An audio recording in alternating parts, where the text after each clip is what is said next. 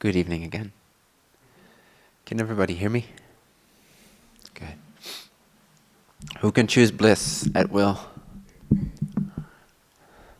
Raise your hand if you can choose to experience bliss, overwhelming joy at will. Like right now, if you wanted to. It's about a fourth of the people here. It's pretty good. Not bad.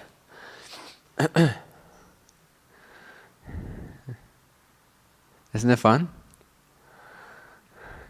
When you want it. Maybe sometimes you don't want it. But when you want it, it's really fun to be able to just turn on bliss, joy, love, happiness, all the same.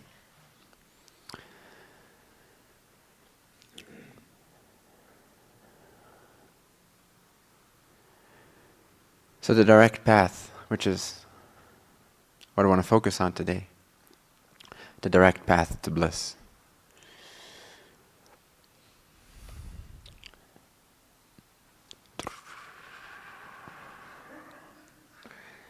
Is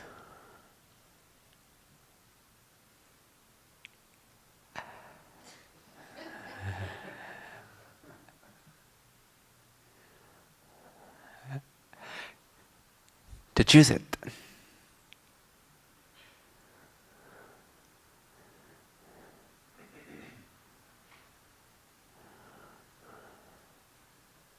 Simple, right?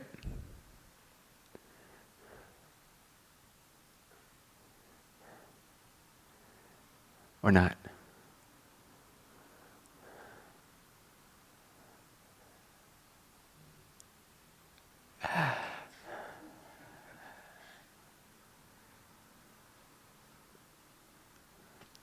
And if not, why not?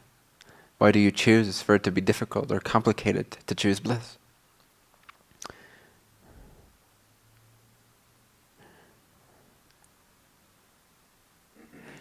Life becomes fun and blissful when you understand that your state of being is up to you.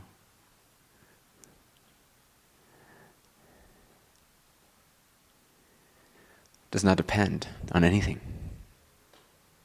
It's in that sense disengaged or detached from whatever appears as the world, the people in it, and even your own mind, which is too a fabric, part of the fabric of the appearances. It's not like you are your mind and then there's the world. The mind, in a very real sense, is also part of the world. Your state of being, however, is prior to that.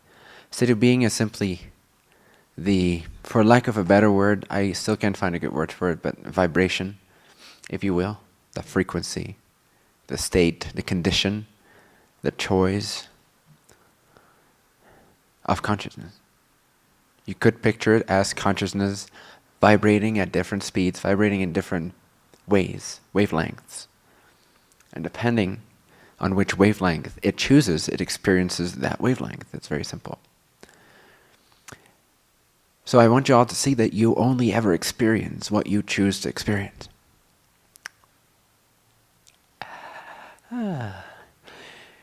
You never.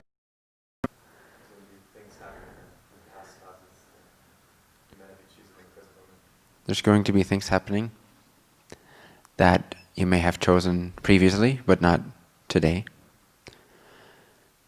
So they happen. They have nothing to do with your state of being.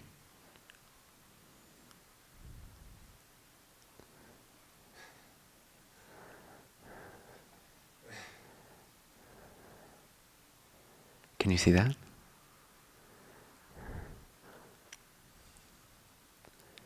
You can choose to turn your attention to whatever frequency of consciousness you wish to turn your attention to, regardless of what happens, where it comes from, how long ago it was initiated.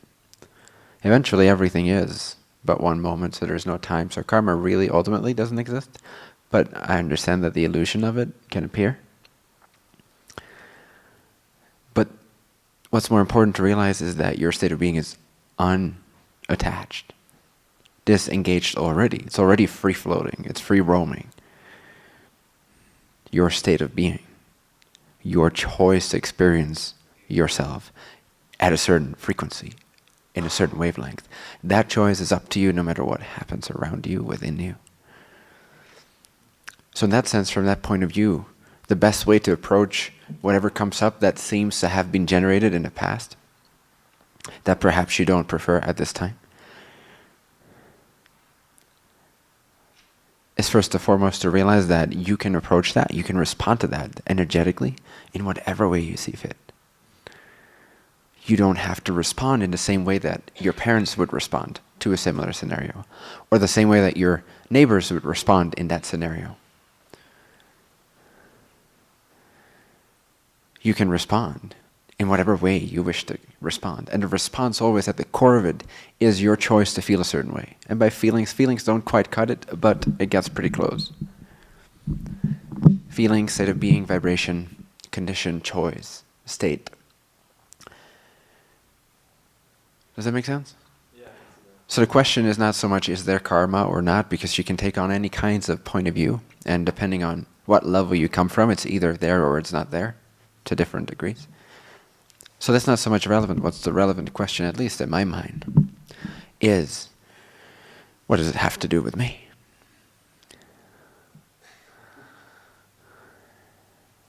Only that which I give to it. It only has something to do with me if I give.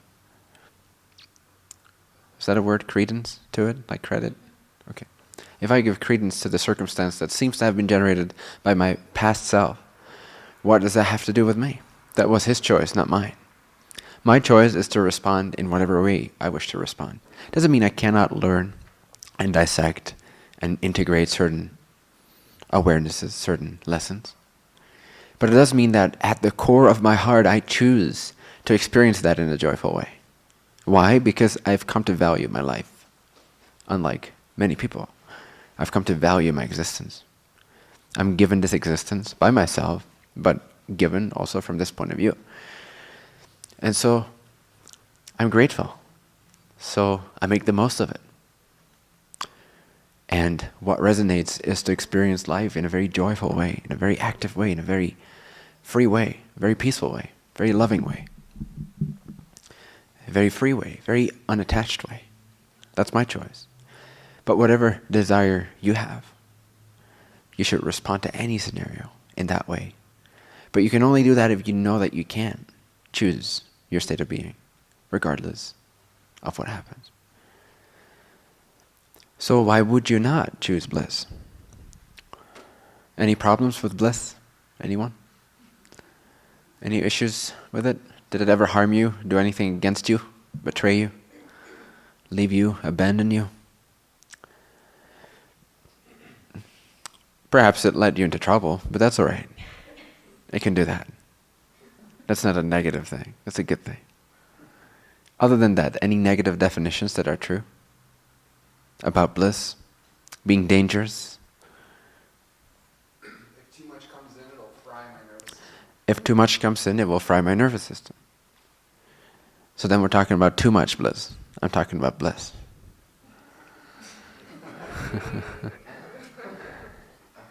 Has bliss ever hurt you? Do you think it's possible to experience too much? There's a belief, but I don't think it's possible. Nice.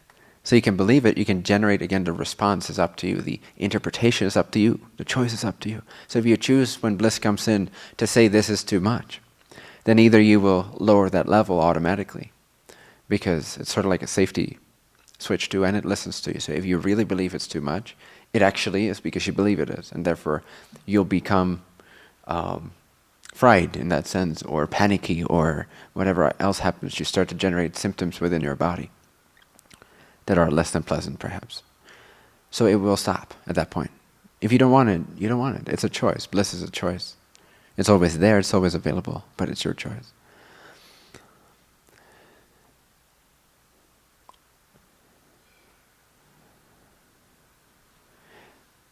Yes. Actually, no. But later on. Hold that thought. Not too long. Don't hold it. But it will come back. Okay. Or not. Take a deep breath. Relax. And know that you can choose bliss. Know that you can choose happiness. Know that you can choose joy. You can choose expansion.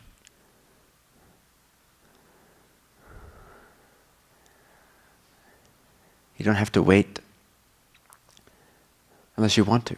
Unless you only want to value the bliss if it comes through certain means, is met by certain conditions first, or if you prove yourself worthy of it by doing certain things in certain ways, so that mommy and daddy would be proud of you, and then you'll be happy. You can do it that way too. It's up to you. But know that you have the choice right now to choose bliss, because what you are right now is consciousness hearing my voice. Are you not consciousness perceiving my voice?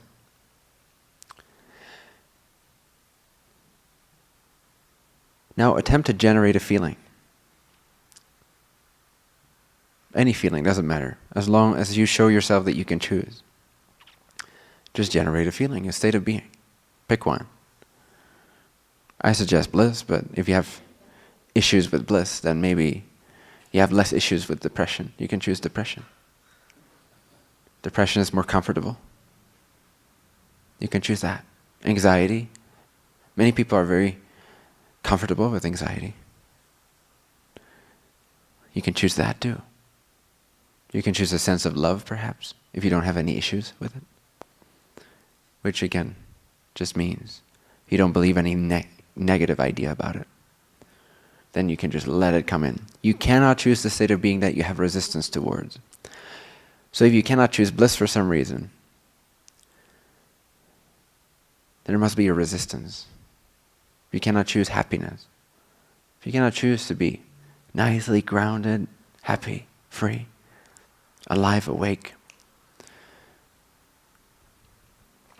then you must have a negative connotation attached to happiness. And many people do. Happiness means many things to many people. I just saw here part of a question which I'll get to in a bit. You will never become enlightened if you want to be happy. Well, that's a messed up belief. That's like saying, you will never become enlightened if you choose to be enlightened. Or you will never become happy if you choose to be happy. It's the same thing, you see. Lighten the load. Choose.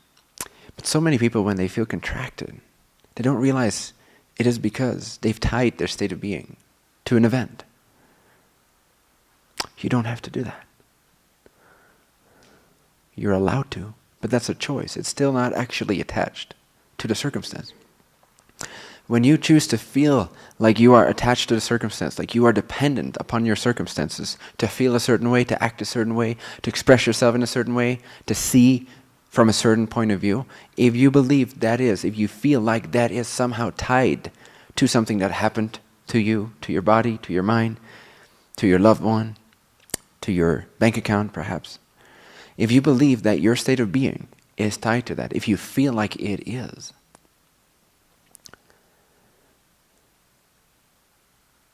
then that's still not actually the case. The empty bank account is not transmitting a feeling to you. Just like a filled up bank account does not transmit a feeling to you. A loved one passing on does not transmit a feeling to you. A loved one entering your life does not transmit a feeling to you. The chair you're sitting on is not transmitting a feeling to you. But if you believe it means the world to you, then if I start punching it, you'll freak out. And if I start caressing it, you'll be jealous. But the chair does not transmit any feeling to you.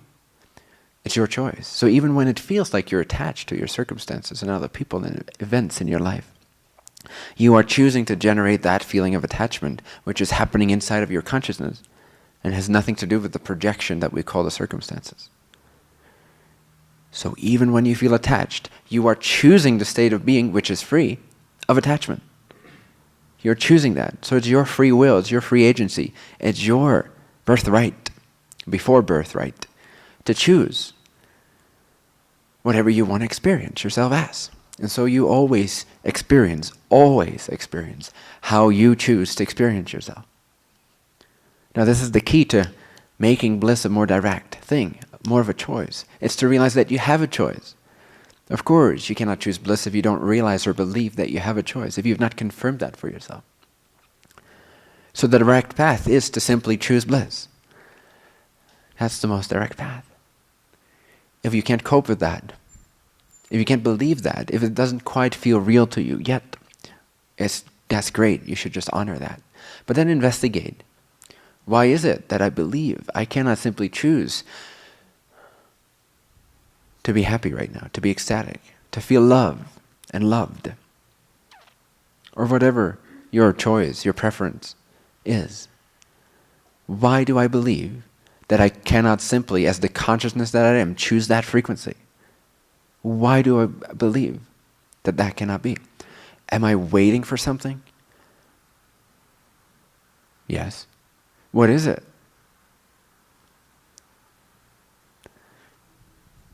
What are you waiting for before you choose to be happy? Before you choose to be free? Before you choose to be yourself? What are you waiting for? What needs to happen first before you allow yourself to know that you're unconditionally loved and unconditionally free?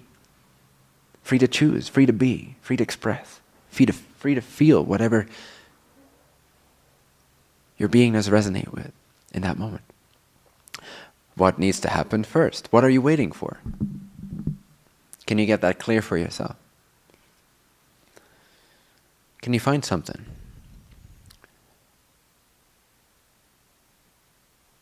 And perhaps some of you may want to make a list when they get home. A list of things that need to happen before they can choose to feel free once again. But you see, if you feel that way, then underneath that there's an even deeper core belief, which is the belief that you are a victim. That you are a body-mind inside of an actual concrete alien universe that is separate from the body, that can inflict damage upon the body, that can harm the mind, threaten its privacy, its security, its safety, its comfort zone. That is a fundamental misunderstanding of your nature. You are consciousness only. Consciousness directly. You are consciousness. You are consciousness immediately, now. And that consciousness expresses itself in infinite ways, of which your state of being is one expression, one possibility. And we are in this process. A circumstance, a dead end of creation, the end tail of creation, the result of the Creator placing you there. If you feel that that's who you are, or perhaps you just feel that molecules came together in a certain way and voila, there's the dead end that is you, then yes, you're not going to feel like you can choose happiness, joy, bliss, satisfaction, ecstasy. Ecstasy. You can choose ecstasy. Now, if you learn to choose ecstasy, the spiritual search will drop away very quickly. Because you only search. We only created spirituality because we lost the knowledge, the awareness that we have choice. As soon as we fully step back into that power, that we have the choice, that we are only consciousness, we're not a body-mind inside of a world. We are consciousness generating a world inside of our consciousness.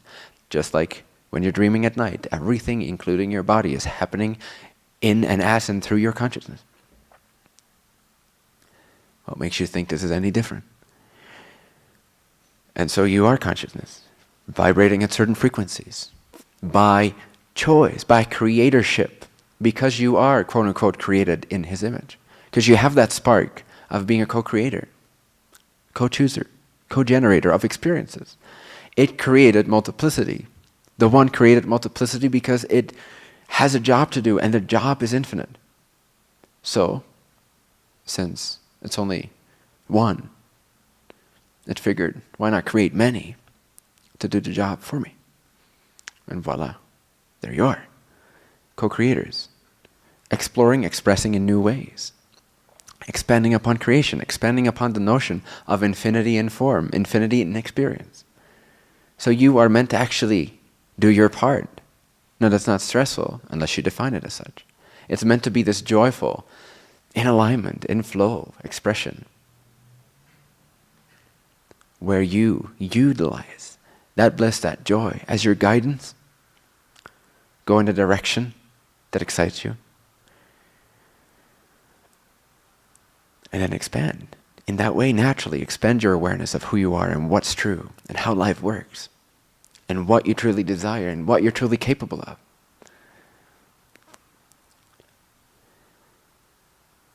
Again, we've created spirituality on this planet.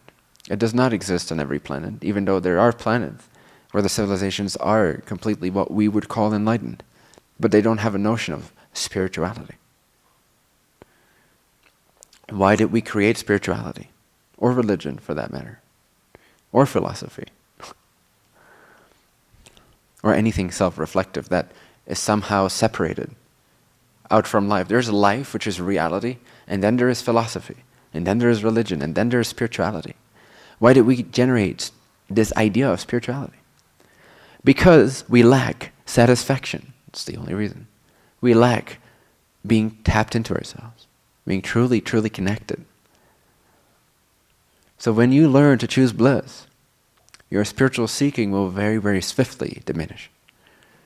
Because you stop generating what you don't need. You don't need spirituality if you can choose your experience. You only created spirituality as an excuse to start to relearn that you have choice, that you are consciousness meant to generate an experience according to its desire. And desire is simply alignment. It's simply guidance from, let's call it your higher self, your wiser consciousness.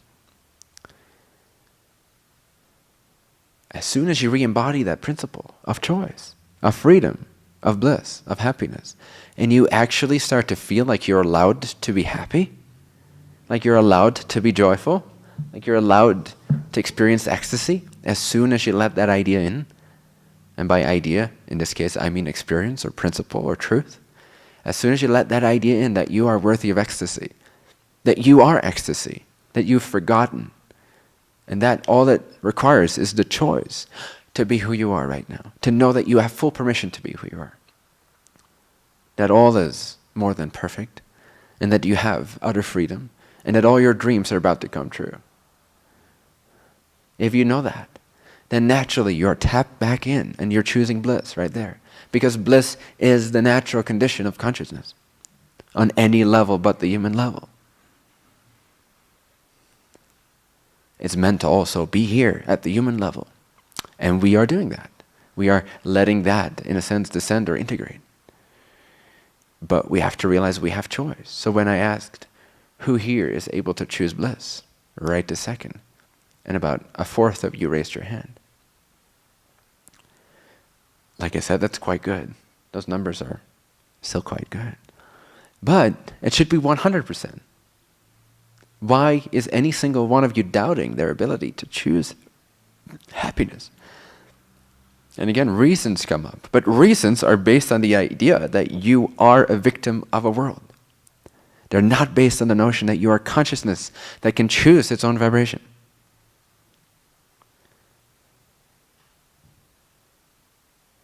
So there's many ways, there's many supportive understandings that can then support you in that direct path, which I simply call the choice. The direct path with anything you wish to achieve, realize, understand, and embody is the understanding that you have the choice. Just as the Creator made the choice to create creation, the one, infinity, chose to generate experience for itself, of itself. As soon as it made that choice, all parts of itself, which is you, became naturally endowed with that quality of choice, free agency, which is joy. The natural state of all of existence is unexplainable bliss. No reason. It's just completely expansive and blissful and ecstatic. And it has no reason for it. Why should it? It's its natural condition. And yet, we generate this bubble, this auric field, if you will, of resistance.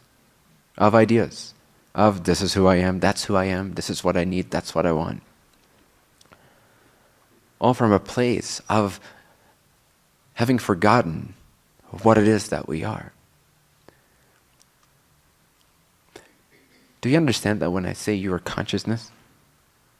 Does that hit home to some extent? You are consciousness, not you have consciousness. You're not a brain that has consciousness. You are the consciousness that experiences a brain. Does that make sense to you? And this is fundamental. This is crucial understanding. If this understanding is lacking, then you're open to many, susceptible to many nonsense ideas. And you will prolong or postpone the idea that you are able to choose. You will generate many systems of victimization, which we have.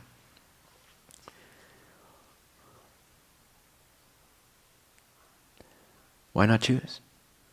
Why not simply choose, regardless of body, regardless of mind, regardless of emotion even, regardless of thought, regardless of circumstance, regardless of other people, regardless of conditioning, regardless of karma, regardless of God, regardless of religion, regardless of non-duality, spirituality.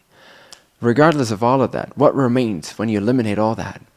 It's just you and your consciousness and your choice to experience yourself in whatever fashion, in whatever state you wish to experience your consciousness as. That's all you ever experience is consciousness vibrating at a certain speed, at a certain frequency, in a certain wavelength. You've never experienced an experience. You've only ever generated an experience of yourself, of your consciousness. You've never experienced the things that you perceive. You've only ever generated an experience of the things you think you perceive, which really are self-generated images. They are projections of consciousness. They are as empty as space. Just like your dream at night. This is a living dream. You're living a dream. It's your dream. Self-generated dream. I'm not saying there's nothing you can learn out of the images that you generated, because there's a reason that you generate the images you generate, that you generate the seeming illusion that you generate. It's so that you can offer yourself reflection, self-reflection, introspection, so that you can free yourself up, so that you can explore a certain theme, so that you can expand upon the one in a certain way that has never been done before, in quite that way, in quite your way. However, even though you can learn from the appearances that appear inside of your consciousness, know that you can choose to approach that, to respond to that, from whatever point of view or state of being you so desire. Now, why not choose something that resonates for you, that supports you, that nourishes you, that makes you feel elated, that makes you feel happy, that makes you feel clear? Choose. Right now, choose bliss. Don't try. You're too late if you try. Don't think. You're too late if you think. You have to know that you're bliss. You have to know that you can be bliss. You have to know that you're worthy of it. And when you know it, that is the choice. The choice is in the knowing. The non-choice is in the non-knowing. Anyone that feels victimized, anyone that thinks they are a victim of creation in any way, it's because of this non-information, this non-awareness, this non-knowingness of the truth of their nature.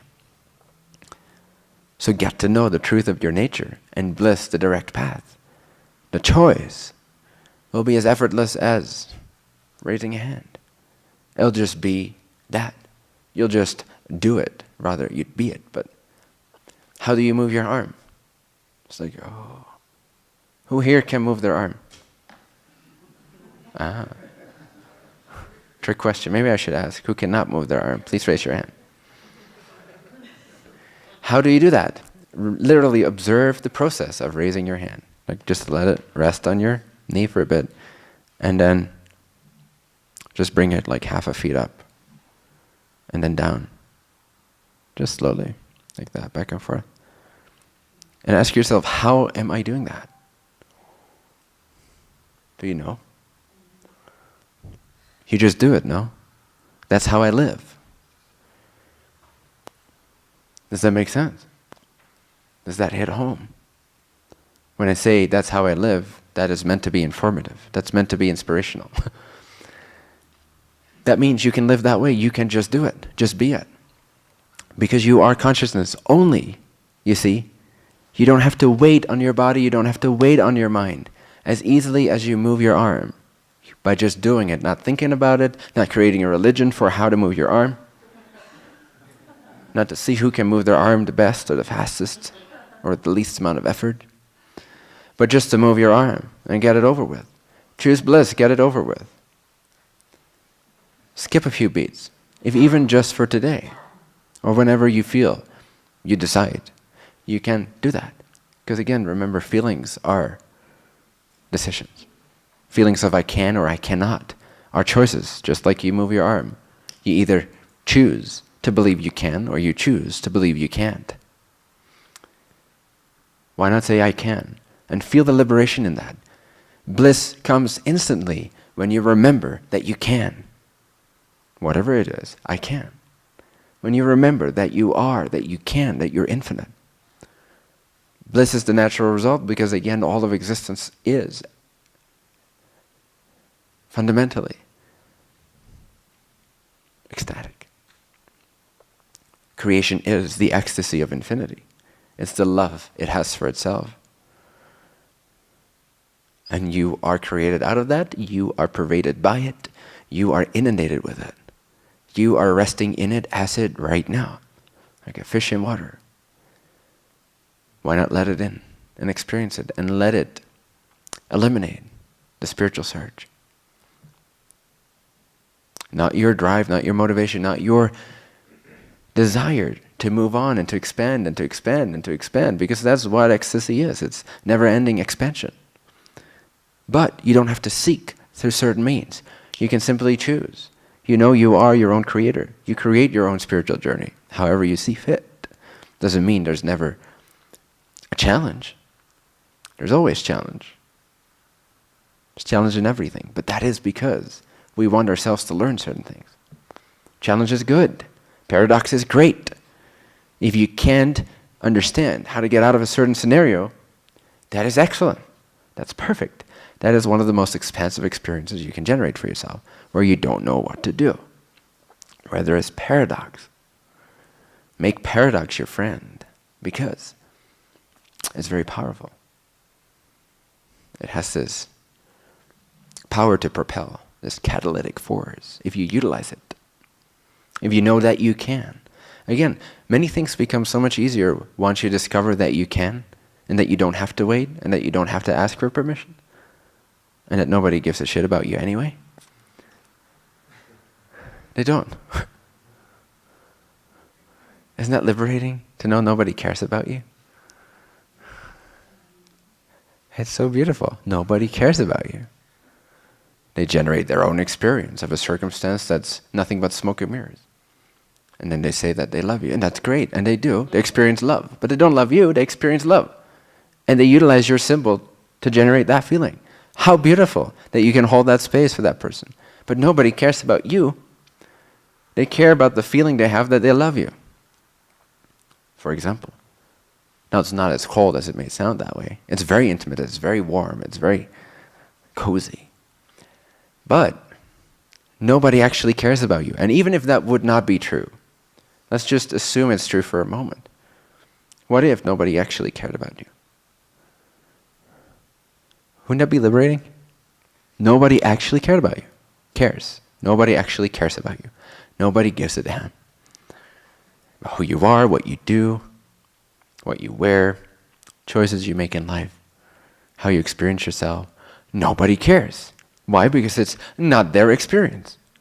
Their experience is the experience they generate when they see you, which is purely subjectively, consciously self-generated.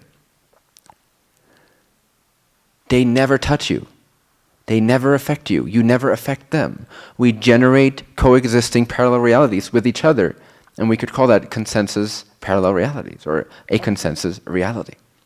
But it's all permission slip to experience, to generate new feelings and experiences and points of view. So you see, you are meant to be free. You are meant to be worthy of whatever inspires you, not of whatever any empty symbol out there, including your partner, your parents, your children, your teachers, your president. You're not bound by any of that because they just generate their own subjective experience, and you're allowing that into your experience so that you can have a choice. How am I going to respond to this? How am I going to learn from this? How am I going to transcend this? How am I going to love this? How am I going to choose what I wish to choose in the face of this? Well, that's up to you.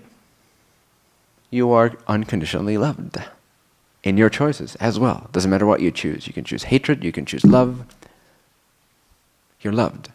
From an absolute point of view, you are always loved, you are always supported in your choice. Just know that you have choice. Because if you don't, then spirituality will remain real for you. Non-duality will remain real for you. Religion will remain real for you. Punishment, sin, unworthiness will remain real for you. Lack will remain real for you. Victimization will remain real for you. Limitation will remain real for you. Obstacles will remain real for you. If you enjoy all these things I just listed, go ahead. If you don't enjoy the things I just listed, if you've already transcended them and that's why you're here, because a part of you feels that perhaps there's more to life than being a victim of something that doesn't exist, circumstances. It's one thing to be a victim of something that actually exists. It's another to pretend to be a victim of something that never existed. Now that's a little ridiculous. What is a circumstance?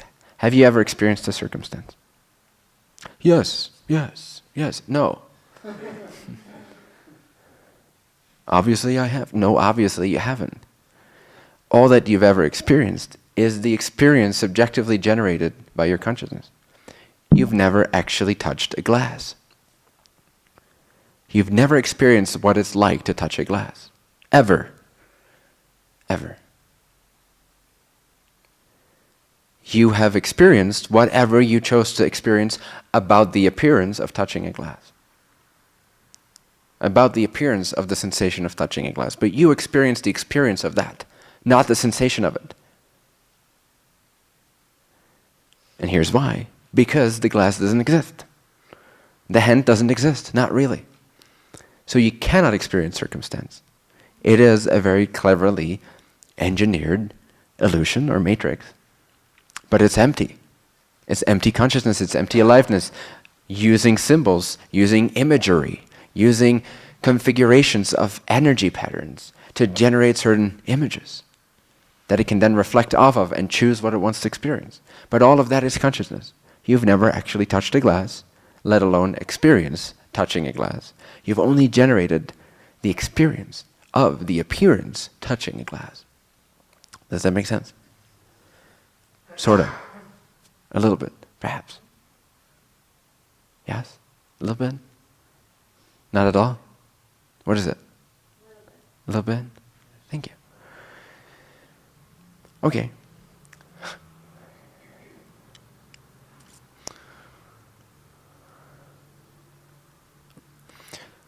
Look at your own direct experience of this moment. Do you experience my voice? Or do you experience your experience of my voice?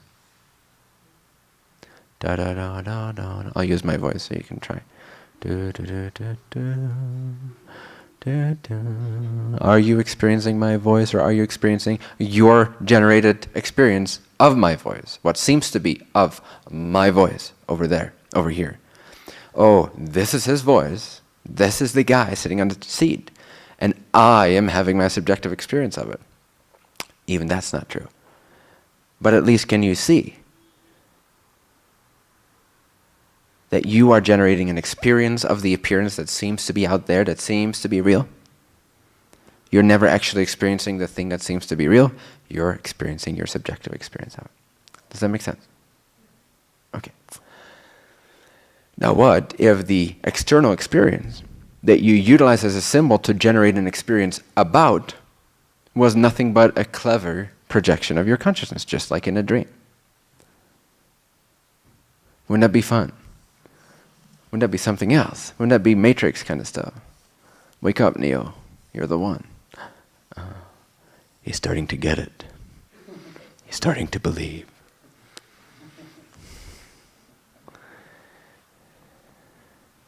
What if that was actually true?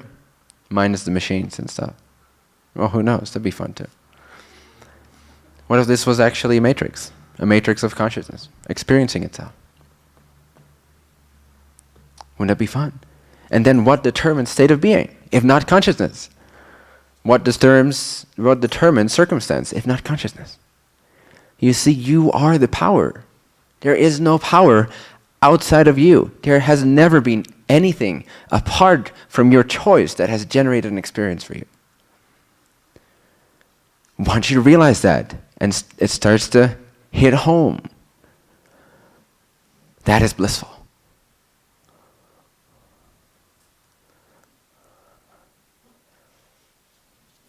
Anything that blows your mind is a step in the right direction.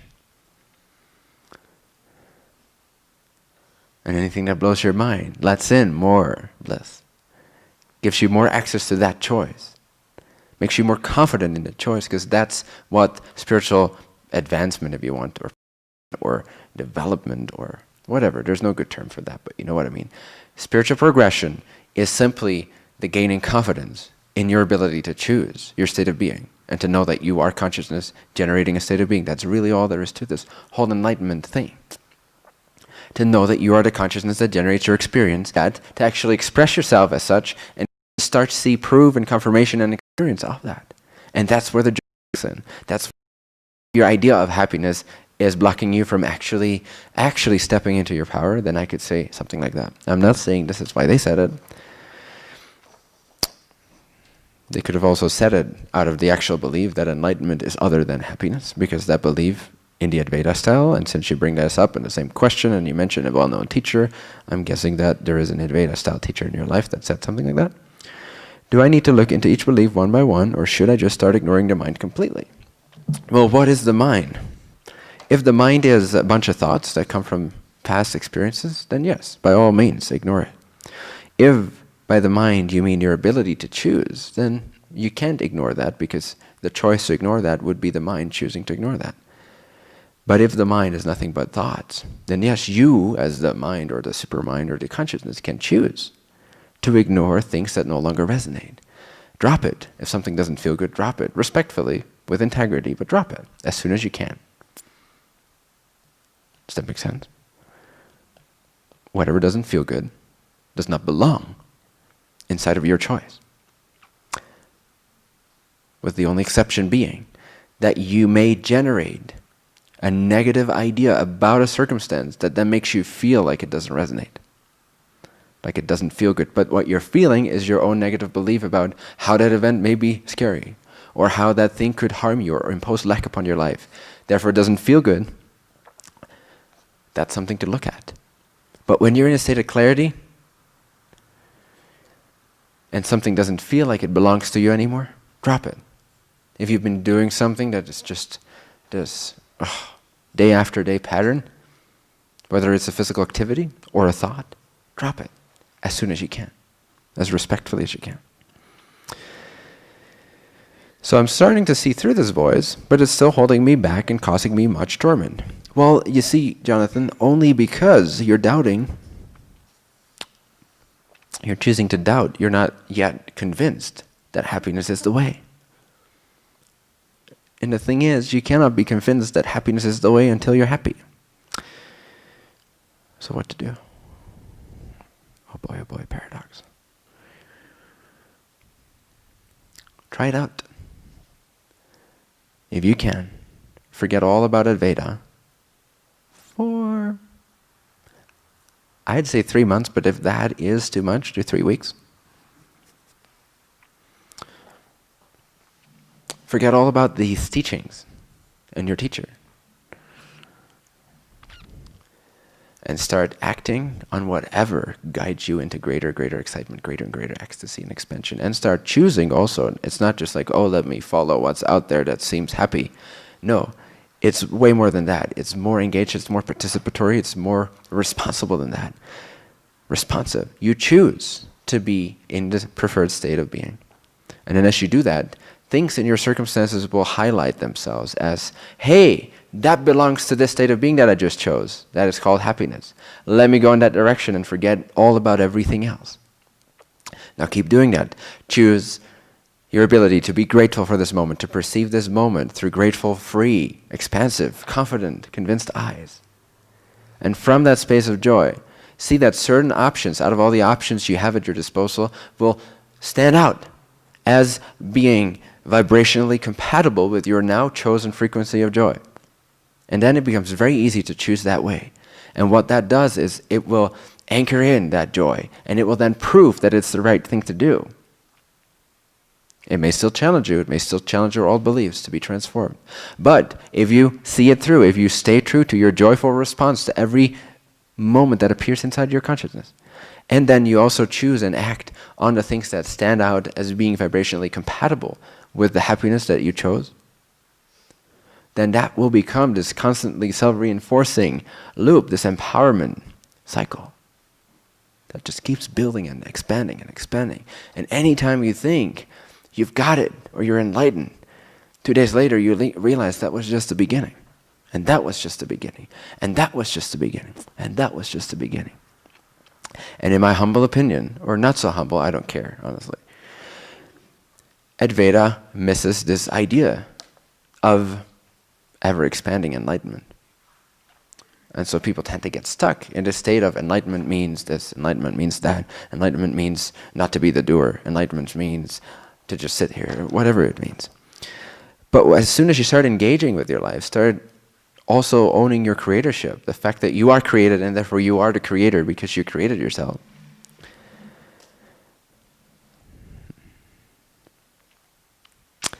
All I can say is that once you're happy, spirituality disappears, teachers disappear. Advaita disappears. The first thing that disappears is Advaita.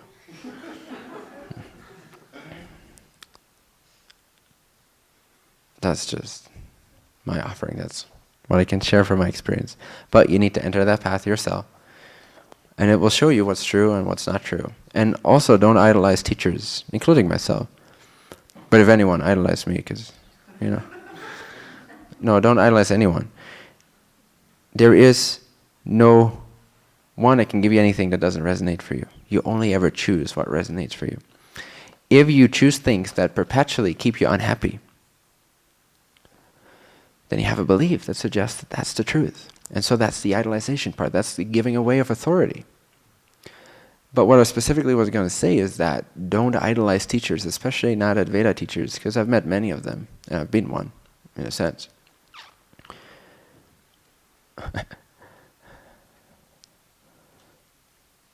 And it's just the beginning. Let me put it friendly. It's just the beginning. So if you truly care about yourself, you drop that stuff and you start living your life. You start embracing the truth that you feel inside yourself. That sensible part of you which tells me right now, I am starting to see through this. Very good. Very good. But still this voice is holding me back. Only if you doubt that happiness can take you all the way. And again, happiness is the core frequency of creation, and therefore it leads you into greater non-duality. You cannot fully understand the full extent, and I don't even do, the full extent of non-duality. You cannot fully grasp or start to taste that from an Advaita point of view, from a non-dual point of view. You can only start to completely taste that from a happiness point of view. And happiness is so corny the way that it's been portrayed, but what I mean by it is so much more, and you just have to find that out for yourself. There's no human words. Ecstasy comes close. Expansion comes close. Bliss comes close.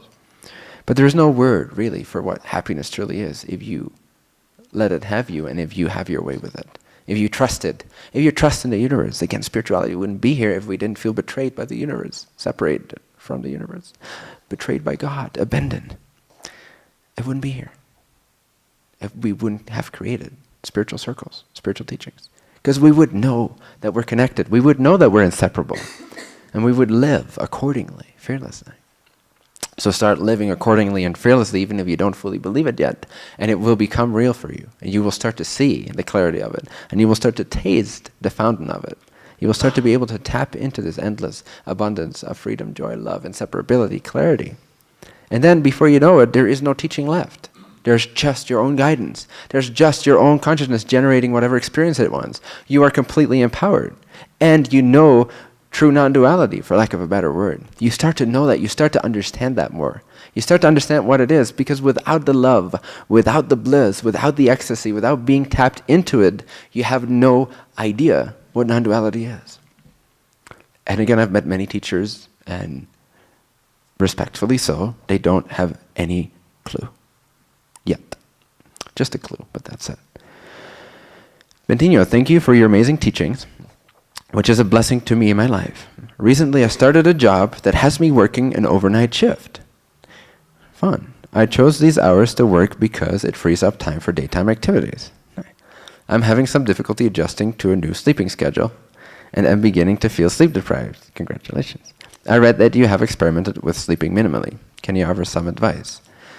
Yes.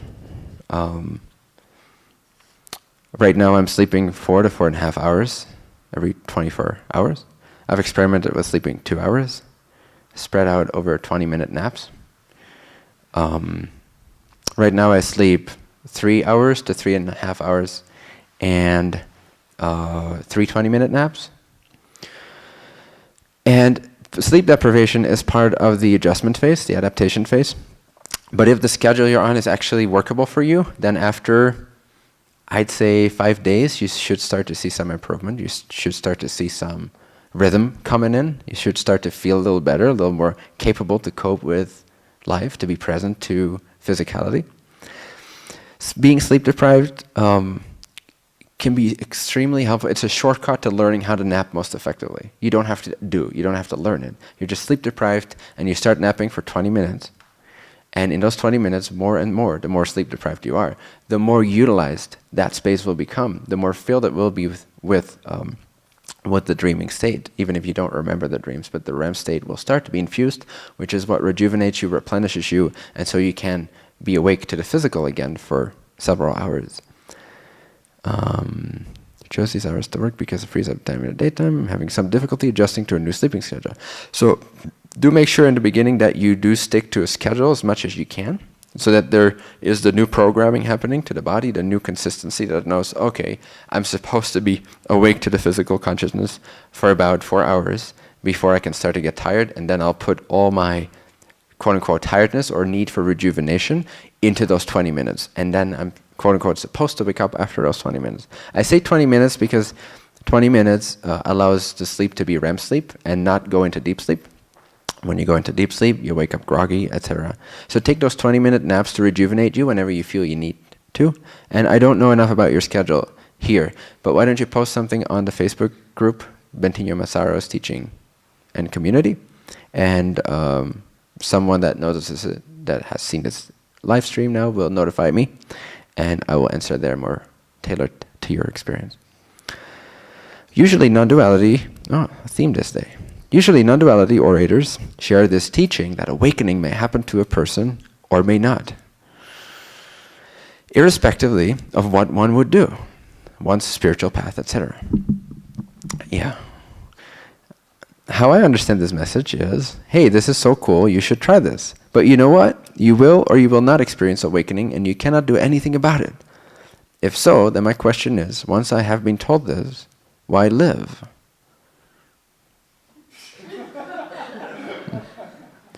Did you sign a waiver? I would rather not know all that non-duality stuff. Thank you. You can unknow it. And even better, you have the knowledge, so now you can empower yourself to not only not know about it, but to know about it and not give a shit about it. To be so empowered, to be so clear, to be so clearly connected to what's true, that all that stuff just disappears. That's even more powerful than not even having the knowledge to begin with and just easing your way into bliss. To become truly happy, ecstatic, blissful, to become the creator in form, to know what it's like to be at one with the one, through joy, through bliss.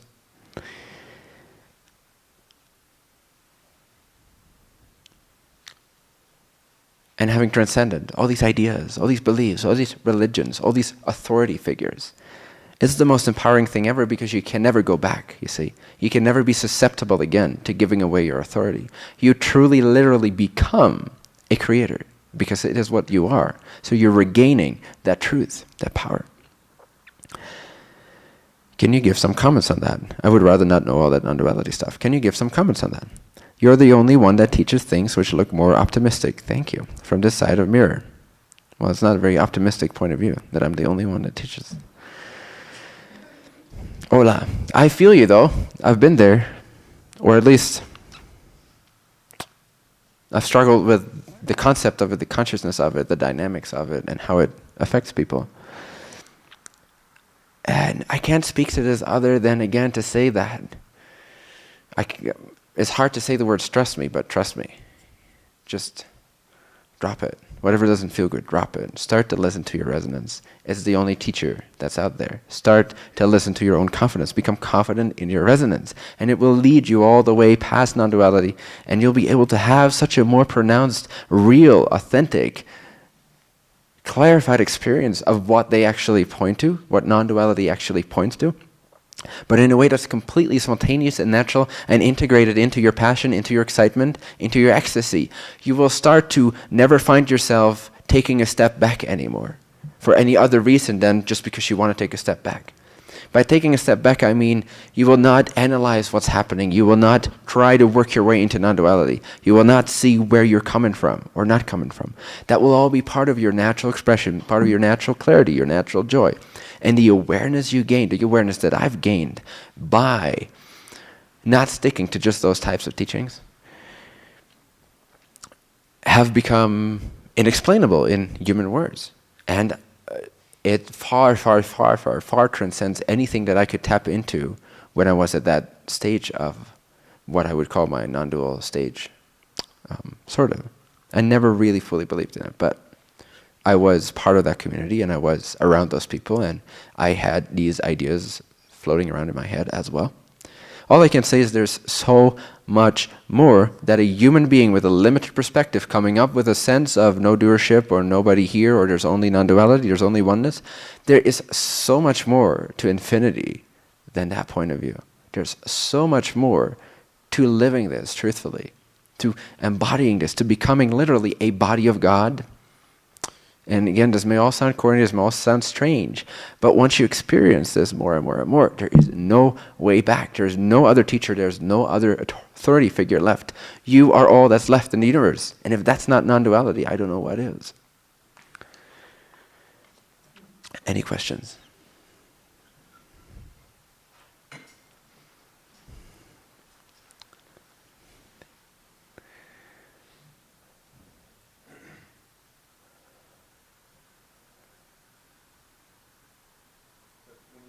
Would you either like to sit here or take the microphone? Whatever resonates. Yeah, hold the button for about a second. On the side, right there. Just now you said you're the only one in the universe. And then, so I mean, my natural question was, how do you experience other people, or? I don't. Do you mean that? I experience myself, and you do too. It's just an idea. It's a choice that you experience. You experience the illusion of other people. That's your choice. You're still only experiencing yourself. You've never experienced other people. Just your experience of other people, self-generated, self-defined, self-interpreted. You've never experienced other people.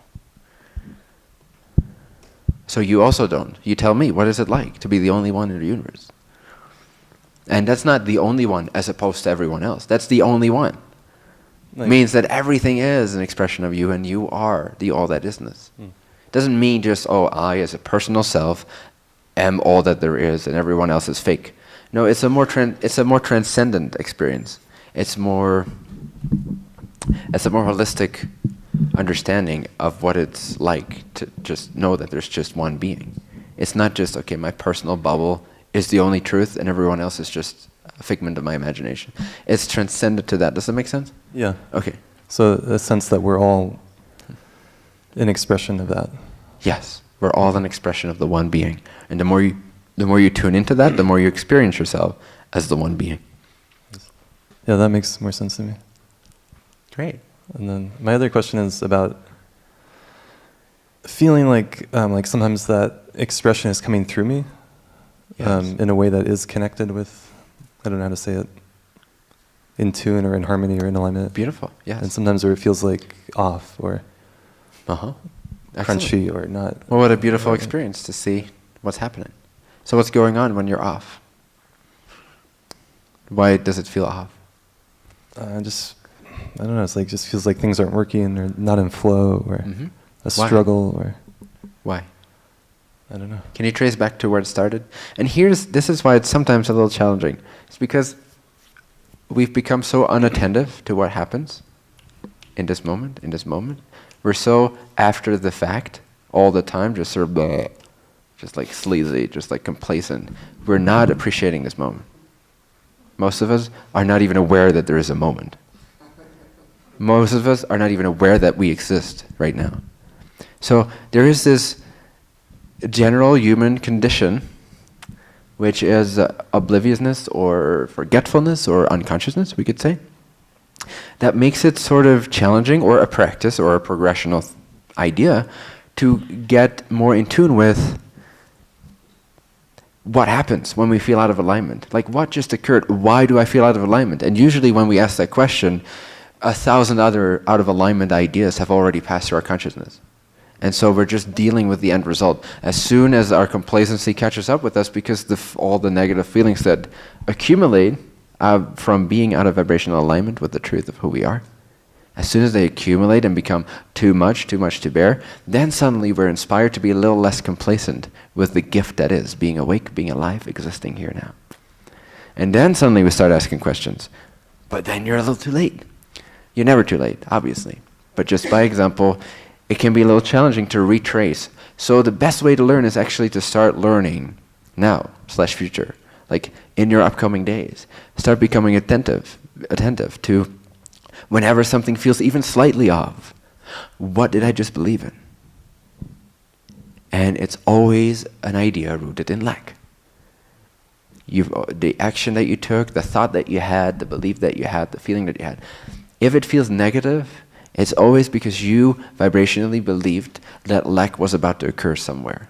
And so you generated an idea to counter this lack, and it doesn't feel good because lack doesn't exist to begin with. And your higher self is letting you know through a negative feeling that you are placing your consciousness, your state of being, outside of vibrational alignment with the truth of the universe, which is endlessness, infinite abundance, everything always already exists, coexists right alongside each other. There's never a lack of anything. So there's no need for fear. Fear is the result of believing in lack. And so it feels out of alignment. But the more attuned you become to that, and this takes some time, this takes some practice, takes some consciousness. Conscious consciousness. There's always consciousness. But some conscious consciousness. And as soon as you start to dance to that, as soon as you start to become attuned, which is another way of saying as soon as you start to care about the fact that you exist, because most of us don't care that we exist. And then we wonder why shit happens and why we're such victims. It's because we don't care that we're here, that we're now, that we've been given this life, that we've been choosing this life. So come back to what's priority. Priority is that you exist here now, and in a unique way that existence has never quite existed in before, in that relationship to itself. So this is the point at which the universe is expanding. Your experience of yourself is where consciousness, the universe, is expanding upon itself. This is new. This is cutting edge. So value it as such, and you'll naturally gain that attentive, hyper-like awareness, not stress, just consciousness, that will allow you to come from a space of clarity when these things come up and very clearly be able to discern or feel into, hey, this resonates, that does not resonate. This resonates, that does not resonate. Oh, I'm choosing what does not resonate. Why do I do that? Because I believe it benefits me somehow. Why do I believe a negative idea benefits me? Only if I have an underlying belief that suggests I'm lacking something, or I will lack something if I don't utilize that negative idea. Ooh.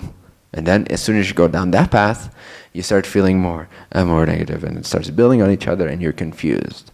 It all comes back to, do you believe lack exists? I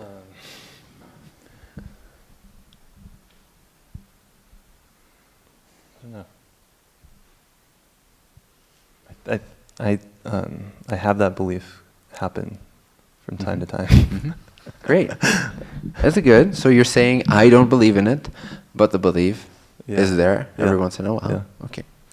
And actually, what you said was really helpful, because I had an experience about a month ago where I felt really off for several weeks afterwards, and that the root of that experience was this feeling of a lack. Beautiful. Yes. Yeah. There's no other cross for human suffering than to believe lack exists or is about to exist. That's it. Whenever you feel a contraction, whenever you feel misery, you can always, 100% guaranteed, you can kill me if this is not true. And please do.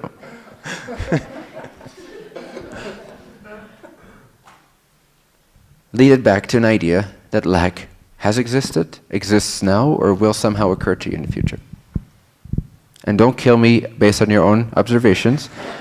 First, if you find out that there is a source of suffering other than believing lack exists, human suffering, then just first bring it to me and I'll show you how it's not true. Okay. Thanks. So do you have a lack idea? Is there anything that you believe is fundamentally lacking that you'd like to share with the rest of yourself? I mean, what happened for me was a relationship with the woman, and feeling like there was something special there, and then when it was ending, that I wouldn't have that with someone else, that I had lost this opportunity, that I'd lost this. The sense of special connection? Something like that, yeah. What did the connection give you? What kind of experience did you generate based on the idea of a special connection? What did you allow yourself to feel in that relationship? I felt really seen, and I felt a lot of bliss. Great! When I saw it. You chose bliss, but you needed a permission slip of a really awesome woman and a really awesome connection. Yes. Both of which were appearances self-generated within your consciousness, like you would in a dream at night. And based on the image you see, you said to yourself, vibrationally, whether you were conscious of this or not, now let's connect to my true self. And voila, bliss was there. That was a choice. You were not conscious of the fact that you chose it. You thought it was because of the relationship, because it was such a special connection. I'm not saying that there is no connection between you and your souls, and there's this choice to play this out in this consensus reality, and it can all be very beautiful and special. There can be more special relationships and less relevant relationships. That can totally be there. So that's a valid reality. However, you choose how you experience that. You choose how you experience yourself. So you use this symbol of this beautiful woman, or not beautiful woman, I don't know. But this beautiful connection, or you termed it a beautiful connection, and your idea of a beautiful connection was, or is, that means bliss, that means being seen. The universe always sees you. You are always seen. You're so seen. You, the seeing, the seer, and being seen are the same one seeing, ultimately. So you don't even see that you're being seen. But you see? You see, right? Do you see? I mean, maybe that's another example of a belief in lack, but the idea that I'm not being seen, that I need someone that's great. Does it feel good to believe I'm not seen? No. Then it must not be true. Does that portion make sense of my sentence? If it doesn't feel good, it must not be true. Does that hit home, or do you have any doubts about Not that? exactly. Okay.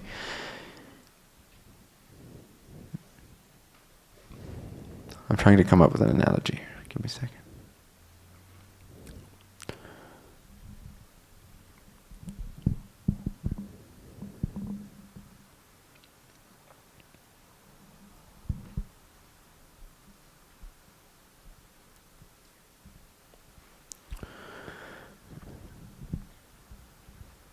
So, have you ever been in a bathtub filled with water? Yes. Great. Did you have fun? Yes. Awesome. So, you know, if you so you sit back or something, right? And so the water starts building this flow, back and forth. It just starts to find its natural rhythm, right? Yeah. But then you start moving around, and then the rhythm is sort of disrupted before it finds its new place. Does that make sense? Yeah. So you can see that in the ocean, you can see that in lakes, where different kinds of waves or patterns start to somehow collide and be disrupted for a moment before they find a new balance. So in a very similar way, there is a natural rhythm to your soul, to your consciousness, your higher consciousness. It infuses everything that we could call the lower self, or your mind, your body, mental experience. It inundates it. In fact, the mental, emotional, and physical bodies are created out of that natural rhythm, that natural frequency, your core true frequency, which is always rooted, because it's coming from a higher, wiser place, in the truths, the fundamental truths of existence, which is infinite abundance. And so that frequency, that is your core true frequency, which you will feel and can feel as bliss, as your true self, as soon as your personal vibration, which is your mental, emotional, physical choice, your belief system choice, your choice to think in certain ways, to see from certain points of view, when that point of view, which is a vibration, as is everything, when that vibration is somehow different or out of alignment with that natural flow, you feel that disruption. That is the negative emotions. There's no other cause for negative emotions but erroneously self-defined ideas. There is no other cause for a negative emotion but to define something that your spirit says, hey, I disagree with your idea. A negative emotion is your higher self saying, I disagree with you. That's all. There is no other source for negative emotions. You can always trace it back to this. And you will see that the only thing that your higher self cannot agree with is lack. Because it can create pretty much anything, but it cannot create lack. How could it? It would just create something that looks like lack, but that would be an abundance of that creation. That would be the presence of a creation. That would be therefore the presence of the creator in expression. So it would be abundance. It cannot create lack. It's a fundamental impossibility. Everything is possible except for lack. Does that make sense? Yeah.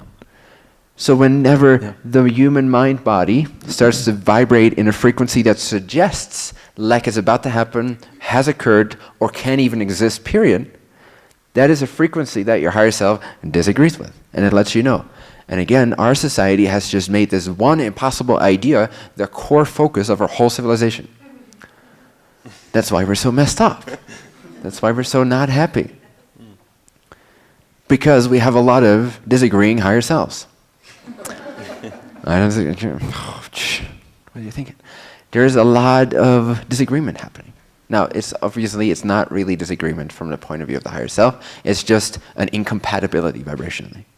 It's not that it sees itself as separate from you and, oh, I disagree with what you just said.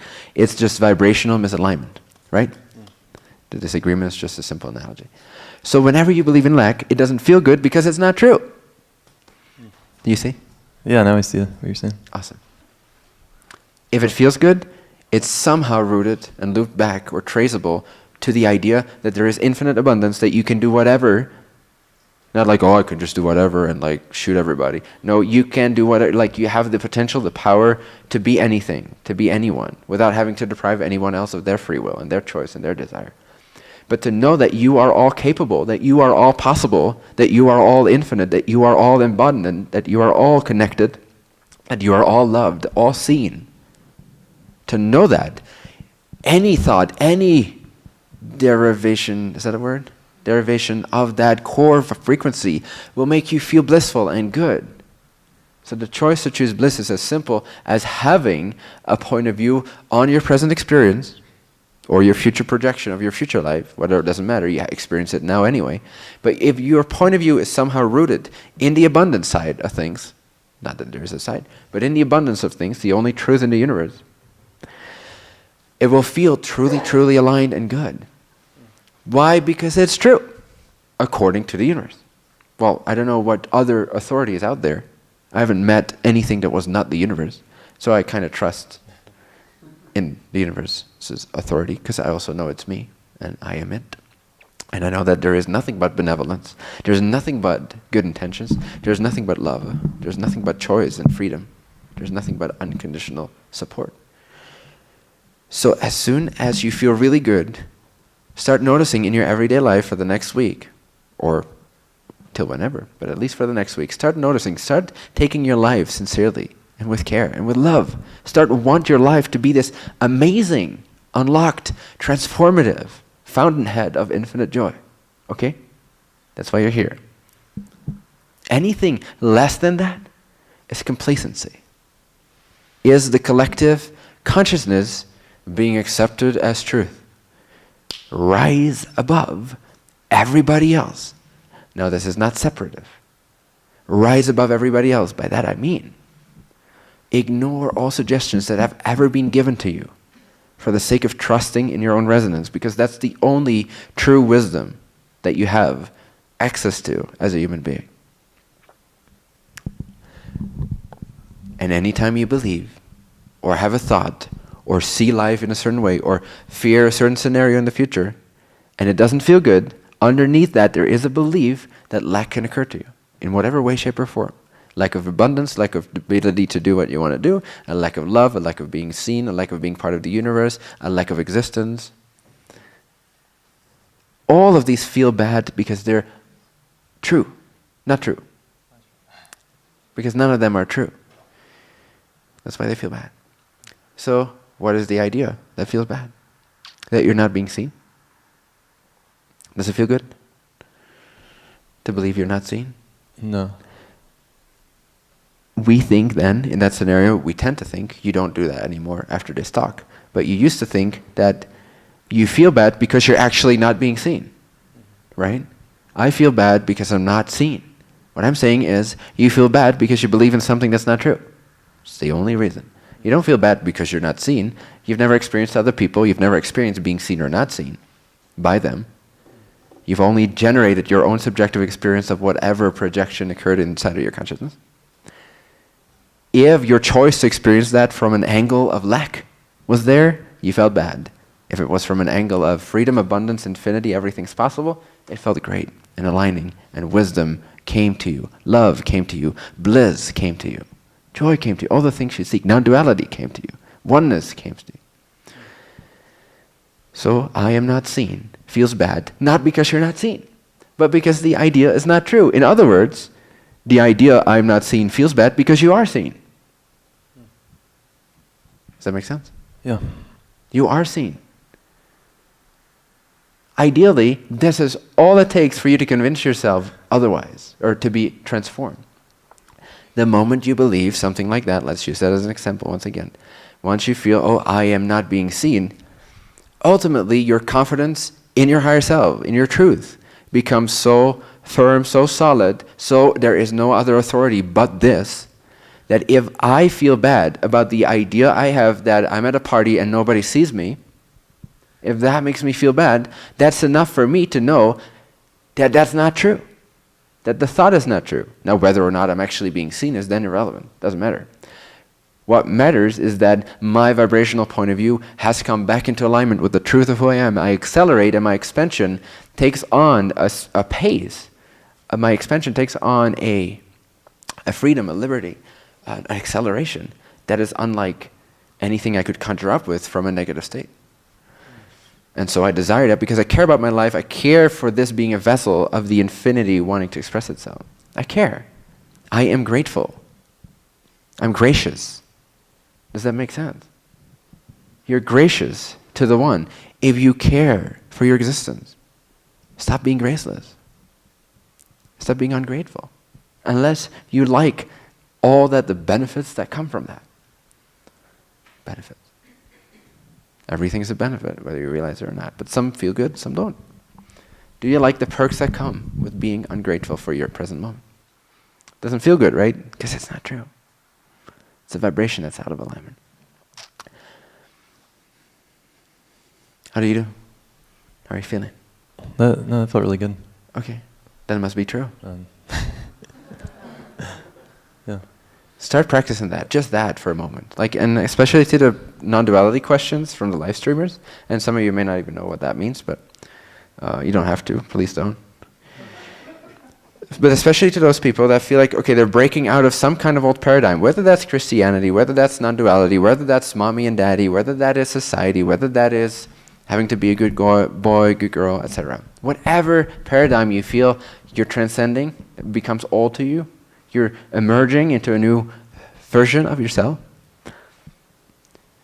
For the next week, be really attentive to whenever something doesn't feel good, you start by saying, then something about my perspective of what's occurring must not be true. Period. Don't even tie it to the circumstance or the event you're witnessing. So you don't feel bad because of what you perceive. You feel bad because what you believe about what you perceive is somehow not true. Now, and if you care about truth, about enlightenment more so than your happiness, in that sense, if you care about the truth, about true freedom, about true grace, about true gratitude for your life, if you truly care, then you will start to see that it's up to you to change that frequency, that belief. And whenever you feel really good, notice that, not to eliminate the goodness by analysis, but just notice from that free state, from that joyful place, that you're seeing abundance, literally. You're tapping into the abundance point of view. You're not seeing the concern, you're not seeing the lack. You're naturally happy, you're somehow confident that you are who you're meant to be, and that you can do anything, and that dreams are about to come true for you. Something along those lines will be true for you when you feel really good. Does that make sense? Start to just see the feeling mechanism, the emotional body of the human being, as solely having only one function, which means if I feel bad, has nothing to do with the circumstance, but my belief about the circumstance is out of alignment with my higher self's point of view of the circumstance. And then conjure up the commitment, the desire, the care, the grace, the gratitude to change that point of view, to transcend that, to see how it may not be true. How is your higher self seeing this? Even if you, from your personal vibration, don't fully believe this yet, how is your higher self seeing this? How could this circumstance potentially be experienced positively? Oh, that just happened. Oh, it makes me feel so bad. No, it did not. What makes you feel bad is your point of view of it and your higher self disagreeing with it. So if you want to feel good, if you want to be in alignment with a higher wisdom, observe what you believe that makes you feel bad and ask yourself, what must I believe in, or how must I see reality in order to feel good about this circumstance, which everyone else in the collective defines as bad and negative and should make you feel sad because you just lost somebody, or because this just happened, or the economy went down. Oh, isn't it terrible? No, it's fun.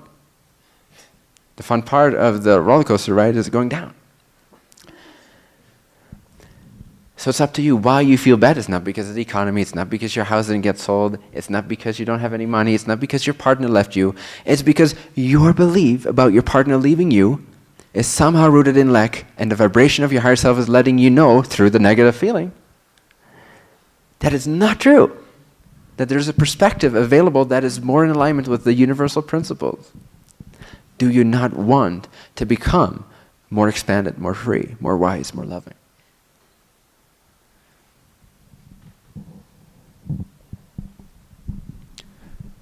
Thank you. Thank you.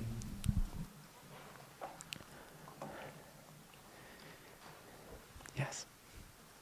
Mm-hmm.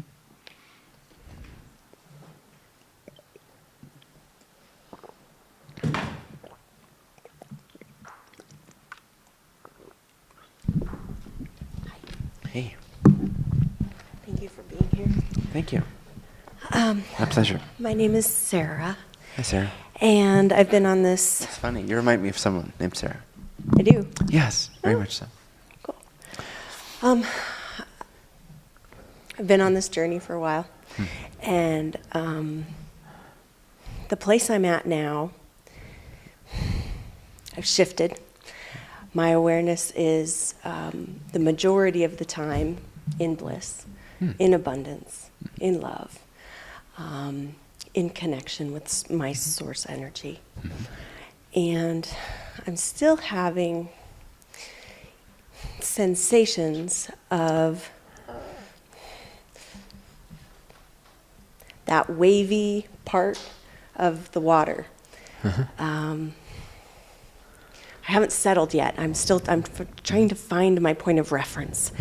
And I'm wondering if you could speak to your journey through that, because to me, it feels like you've gone through that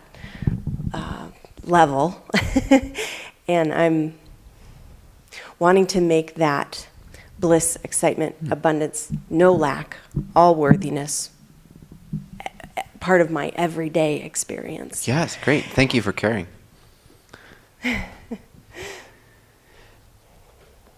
So when you say, I have shifted in my awareness and I am or can be aware of bliss and love and joy and abundance, the but that I feel is the hesitation, is the shakiness, is the choppiness, is the non-confidence in that being absolute. So there's still, which makes sense, but there's still the human conditioned part of believing lack can actually occur.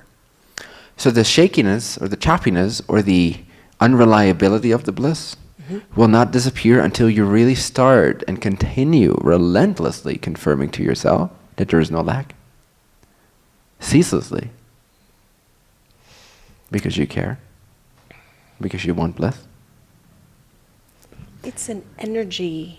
I'm turning on, right? I'm getting more accustomed to vibrating at a higher level, and it feels good, and at the same time, it feels disconcerting or disorienting.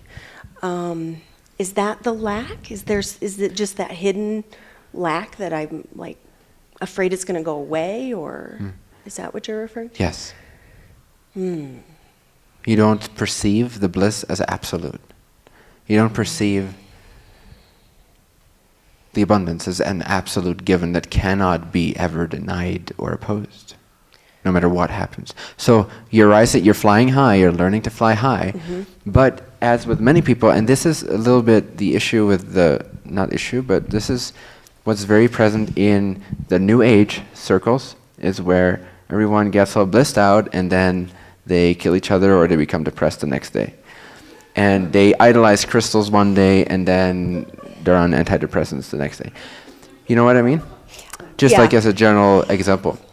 So the reason for all that is that when we rise really high, but it's coming almost from a place of compensation for the belief in lack of abundance, then we're faking it, which can be good sometimes. I say fake it till you make it, but you have to be aware of what you're doing. You have to be aware of the fact that you're faking it. If you're aware of the fact that you're faking it just to become familiar with the frequency, and then you let that frequency transform you and show you the truth that it's possible, then you're attentive, you're open to the truth of bliss actually cleansing your vision, cleansing your eyes, cleansing your belief system.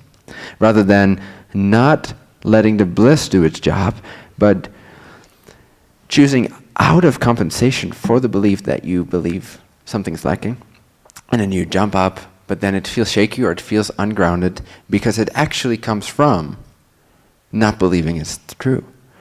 Does that make sense? Yeah. So, yeah, go ahead. So I believe that if I can spend more time in that place, in that connected, feeling great, going through my day, connected space, the more time I spend there, I'm going to hit a threshold, and it's just going to become habit. It's going to be become my natural state. Yes, that's true. Okay.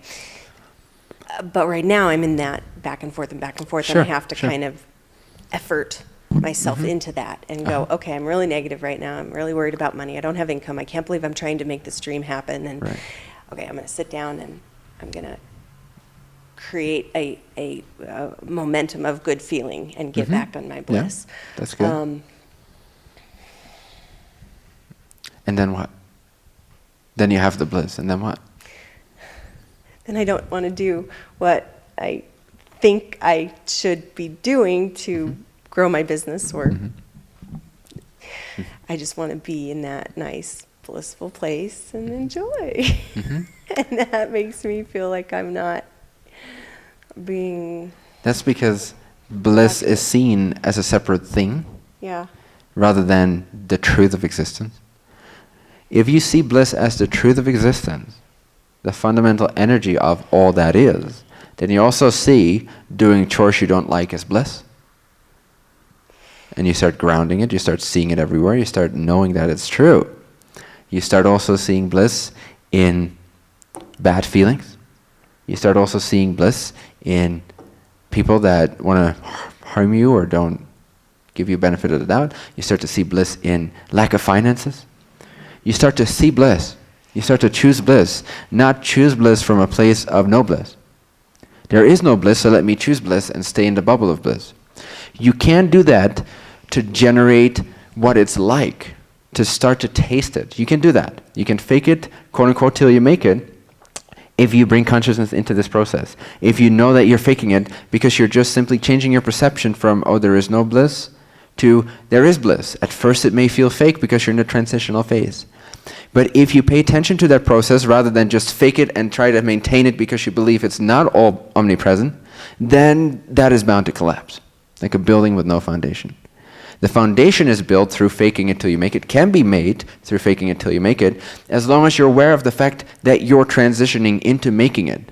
And so you're not trying to, the first experience of bliss you have, to create a bubble around it. You're open, you're exploring, you're seeing that you're only not experiencing bliss because your perspective is out of alignment, and you're choosing to experience or taste from a point of view that could be your higher self's point of view, that does experience bliss and abundance, but you're in that transitional phase. And so you're faking it, but you're observing the process, and you see where your challenges are and where your doubts are, and you transform them, and more you choose what that would be like, to the point where you actually see it as your higher self sees it. You see as existence sees. Does that make sense? And then if you see as existence sees, then bliss is. You know what I mean? Mm-hmm. Then it's not a choice in that sense. It's a choice to then either tune into it more or not. But underneath, you're convinced that bliss is everything that is, and therefore it is foundational, it is integrated, it is real, it is true, it is reliable, and that's when all the teachers disappear, that's when all the teachings disappear, that's when all the worries disappear, that's when all the shakiness disappears. Not challenge, challenge remains, paradox remains, to ever more expand you into an experiential embodiment of this bliss. But the shakiness of bliss, the attempting to be blissful based on the idea that bliss is not already omnipresent, disappears. Does that make sense? Awesome. Awesome. Awesome.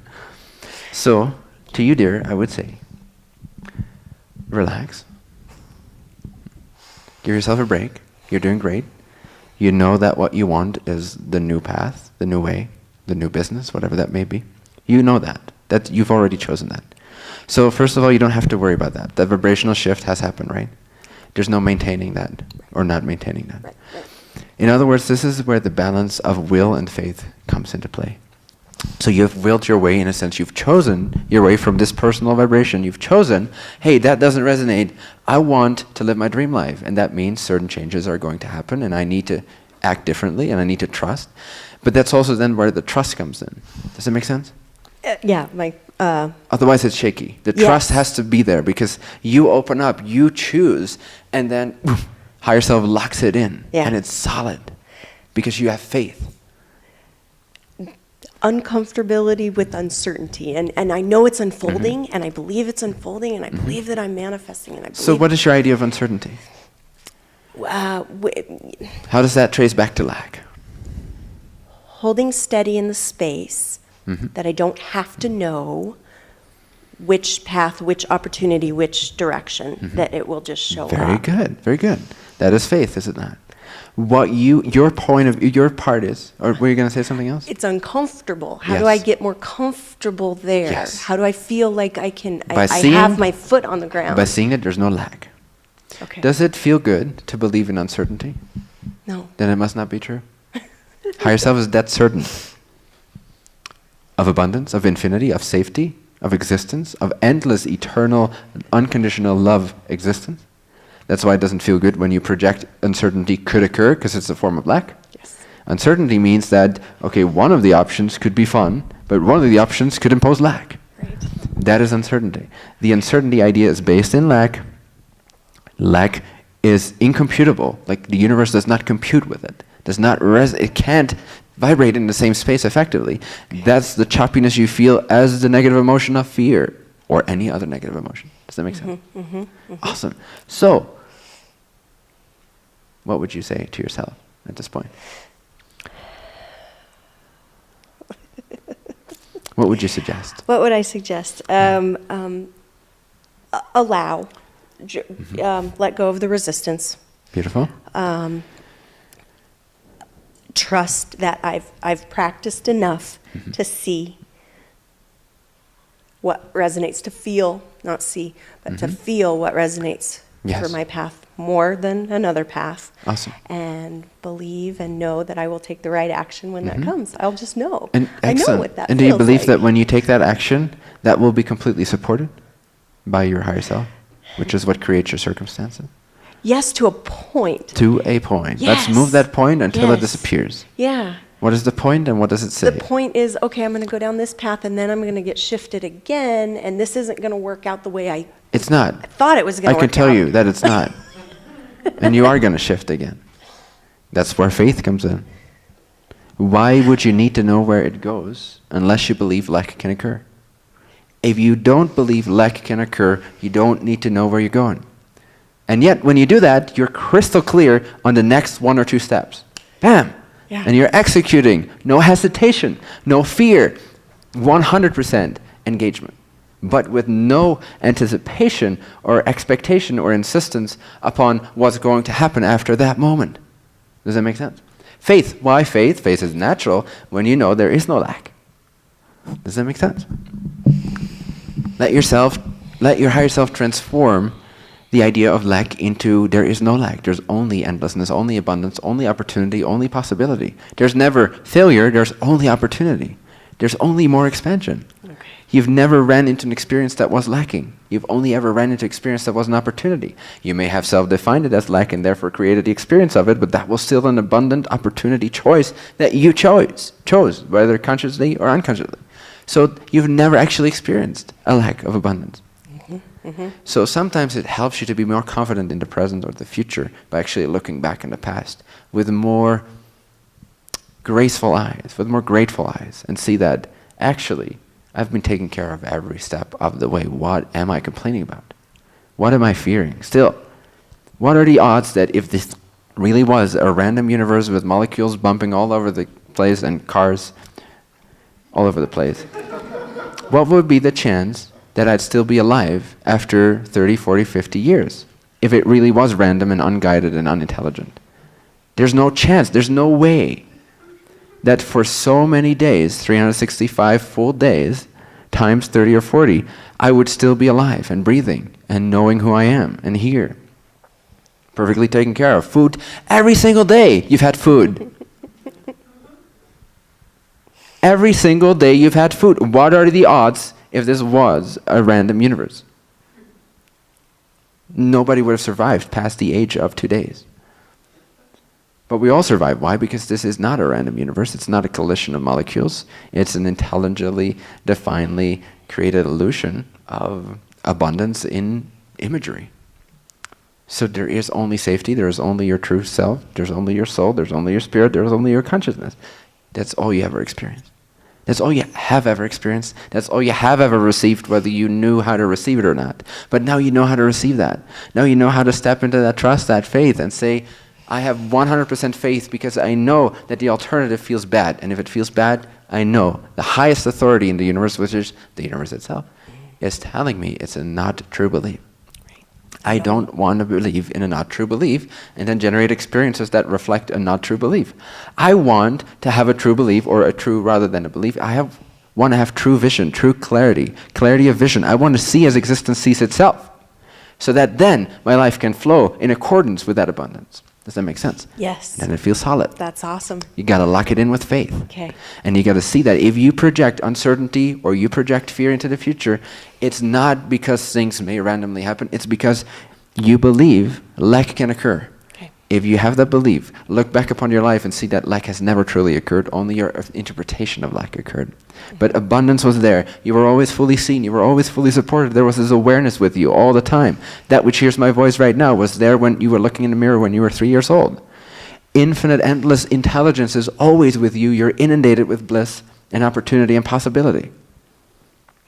Do not fret. Do not freak out. Do not worry unless you want to have the abundant experience of freaking out, which is great. It's another way the universe can expand upon its experience of itself. So that's awesome. You can do that. You can project uncertainty. But why not relax? Yeah. And relax some more. And then choose some more bliss. And then relax some more. And then choose some more bliss. And then relax some more. And then choose some more bliss. And then give up your whole dream. And then choose a new dream, or the same dream again. And go for it again, 100% commitment. And then relax and surrender. Why not have that will and faith balance be there? Don't just have faith because that's no faith. Oh, grace will happen or not happen. Enlightenment will happen or not happen. That's not faith. That is just an idea coming from lack. Have will, have intentionality. Be present, care about your life. Be as present as you can be to your life. Care as much as you can. And know that all is taken care of. Know that all is well. Know that you are supported. There's never any lack. Have faith. Does that make sense? Beautiful. Thank you. Thank you. So you don't have to generate bliss. You choose to realign as existence sees itself, and then naturally bliss is there. Does that make sense? Makes me think of one more thing. Yes. Can you align too quickly? Can you ascend Nope. too quickly? Nope. No. Nope. Okay. Because hypothetically you can, but realistically you can't, because when you would be toned down by the guidance principle that guides you. So hypothetically you could say, yes, it's possible, and then you'd blow a circuit, but that's not possible because it's not allowed to happen. Okay. Does that make So sense? this lightheaded feeling that I'm carrying around all the time with me that Yes. feels like expansion, I can just relax into that and not pass out. First of all, you can relax into anything and not pass out. You can even relax into passing out. In fact, it's very similar to each other. Yes, relax. Okay. When you relax, it expands even more and it stabilizes itself, and or it shows you, maybe it intuitively guides you to, okay, take some whatever, eat some meat or take some vitamins or do some exercise or take a nap, whatever it is. Does it make sense? Yes. So you can contribute to the balance. You can also, participate in your own balance of life. So if you feel something's out of balance, you can add some balance. You don't have to just be, okay, let me relax in this. Yeah. What do I do with it? You can participate. Okay, great. But always relax. Yes. Okay. Always trust. Excellent. Thank you. Thank you. Thank you for being here. Oh, you're welcome.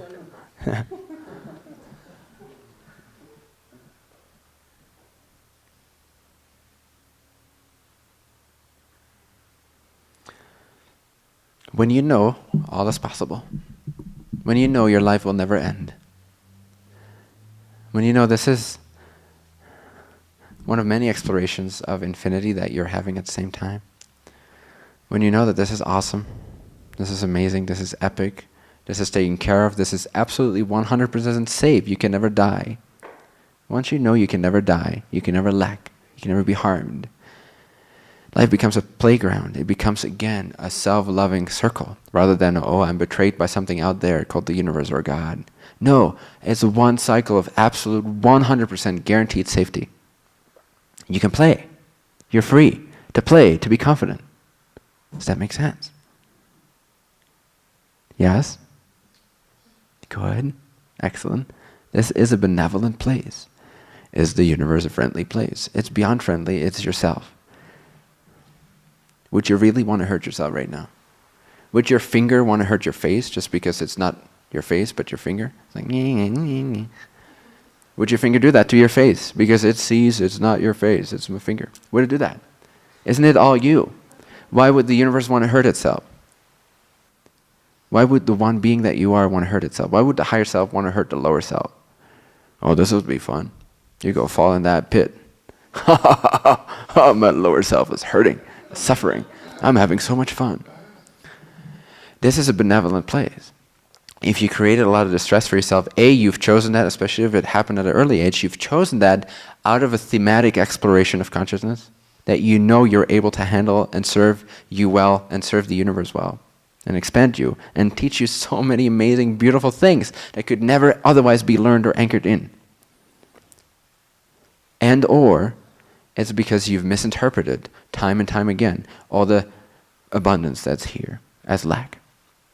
And now you're cleansing your vision. Now you're changing that perspective. And you feel again at home. You feel like I'm not just this protective sense of self. I'm actually all that I see. I'm all that I am. I'm free. I love myself. It loves itself. We love ourselves. You love yourself. I love you. You love me. You love me so much. I love you so much. Higher selves love you so much.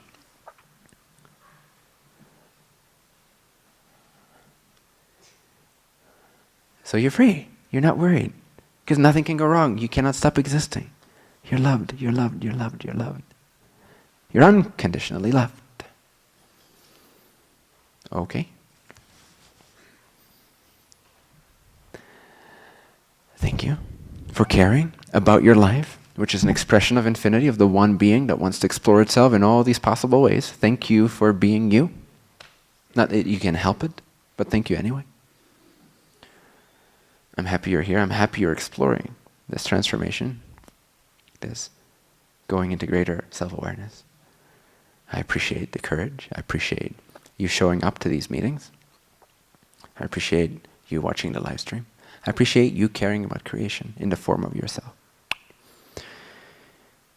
So, let's see.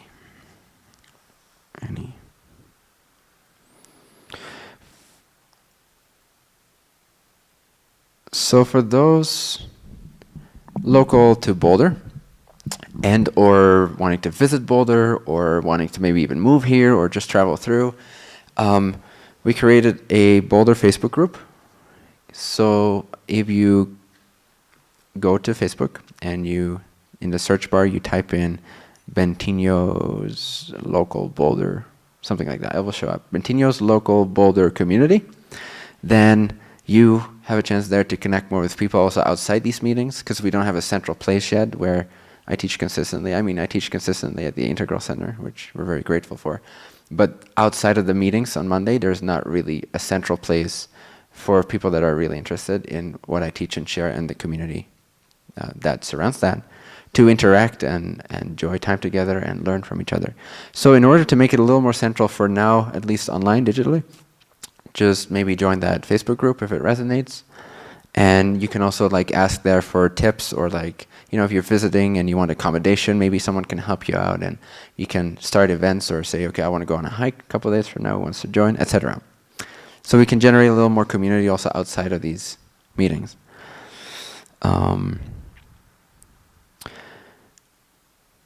So we're working on an academy, online academy for spiritual awakening and empowerment, with structured courses and a community side to it as well. And that will launch on the 15th of November. So if you're interested in that, go check out benthinhomassaro.com/academy. And are there still places for Hawaii? Okay, there's still space for Hawaii retreat. Theme is Living in Bliss, which is today's theme. And it's from December 14th through the 21st on the Big Island. If you're interested in that, go check out benthinhomassaro.com/Hawaii, I think. Okay, anything else? Yes. Just a quick announcement. My name's Ryan, by the way, for a lot of people I know, but some I don't know. I help run this place. I just want to say it's so wonderful having this happen Monday nights here, and so just very grateful for Benthinho, but everyone else who comes and is here. So lots of stuff that goes on here, but what I want to say, Nikki, who's here, is a very experienced yoga teacher, and she just started doing Monday night yoga classes. And so you guys are all invited 5:30. It's 5:30 to 6:30. So I just did it today. It was a great way to just, shake off the day, get in my body. So you're all invited. So that'll be Monday nights at 5:30. Cool. Just FYI. That's awesome. Yeah. Thank you. Thanks, guys. Love you all. Have a good night.